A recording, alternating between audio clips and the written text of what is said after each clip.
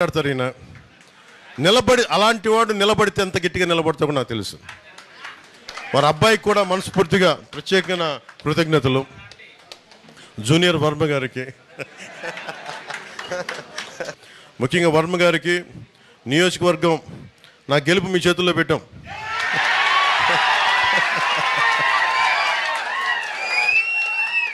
So మనస్ఫూర్తిగా నాయకులు తెలుగుదేశం నాయకులందరూ సాధించడానికి రెండు ఫ్యాక్టర్స్, 2 ఇంపార్టెంట్ ఫ్యాక్టర్స్.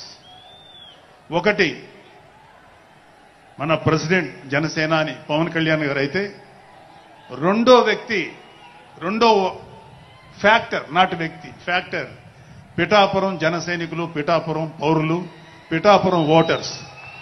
వీళ్ళిద్దరూ లేకపోతే మేము ఎంత ఏమి చేసినా ఏం ఉపయోగం లేదు.